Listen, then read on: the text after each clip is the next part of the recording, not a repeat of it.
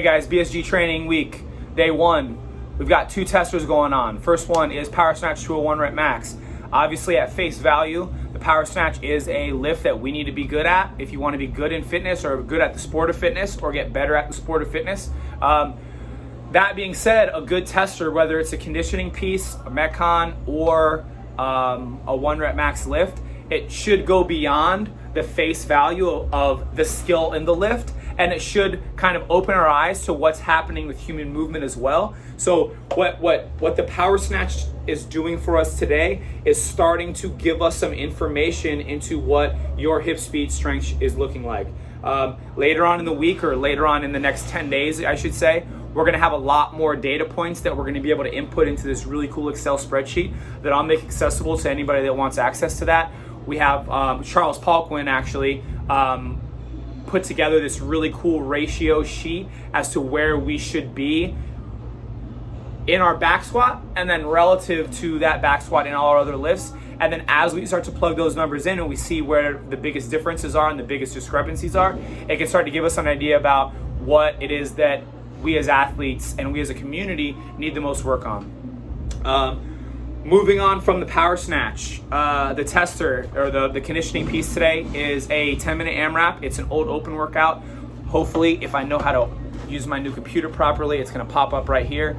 Open workout 12.2. For women, it's a 10-minute AMRAP. 30 power snatches at 45 pounds, 30 power snatches at 75 pounds, 30 power snatches at 100 pounds, and then an AMRAP at the final bar with remaining time, if you have it, which is 120. Excuse me. And then for men, 10-minute AMRAP, 30 power snatches at 75, 30 power snatches at 135, 30 power snatches at 165, and then an AMRAP with remaining time at the bar, with remaining time at 210, which is the final bar. There's not going to be a lot of correlation from male to female in this, just because it's not typically this loading, right? If we were looking at what the girl weights would be relative to what the guy weights would be in today's day and age, it's a little off. So we're not going to necessarily be comparing data points from male to female, but we will be comparing data points within all females and within all males. A couple notes to take about what happened in 2012. These open workouts are really cool to do. Some of us have been around, so some of us can refer back to what we did in 2012. But even if we haven't, it's still fun to see some big names and some people that we know, and refer to ourselves to them. Obviously, 8 years is quite a bit of time. The landscape of fitness and the sport in general has changed drastically.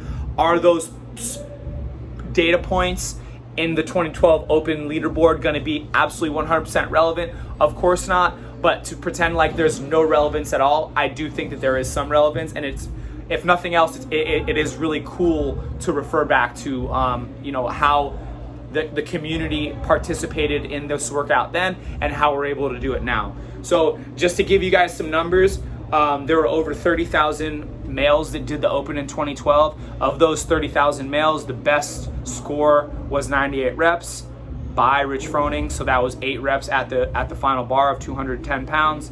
And if you finished the 165 bar, so you finished the third bar, which was 90 reps, that was tied for 19th place in the world, which is pretty crazy. So that means that 18 males got at least 1 rep at 210. Females, that year in the Open, over 20,000 females participated. The best score was 109 reps by Annie Thorisdottir, so 19 reps at the final bar, which is pretty impressive. 90 reps, so if you completed the 100-pound bar, 90 reps was good for 159th place, tie obviously, and 158 women in the entire world got at least a rep at 120. Like I said, if the CrossFit community were to retest this workout, those numbers would be very different. Nonetheless, it is cool to be able to refer back to things like this. Kind of a side note, what we are looking at also is correlation between 1 rep max in the movement, which today is the Power Snatch, and then your ability to handle moderate to moderately heavy weight in a barbell cycling format with elevated heart rate. Obviously, there's not a direct correlation. Just because I power snatch more than somebody else or vice versa doesn't mean that score in the AMRAP is going to be directly correlated. But to pretend like a better power snatcher if all other things are equal, wouldn't do better at a workout like this would not be an honest thing. Obviously, if we have all of our other metrics are the same and I power snatch 30 pounds more than athlete B does, then I'm going to be more inclined to do well in a workout like this. So post your scores to the blog. If you want the Excel spreadsheet that I talked about, either send us a message on Instagram or on Facebook, or post a comment to the blog page, and I'll make sure to get that to you tonight so that you'll have that throughout the entire testing week. All right, if you have any questions, feel free to post a comment, email me, whatever you need to do, and have fun.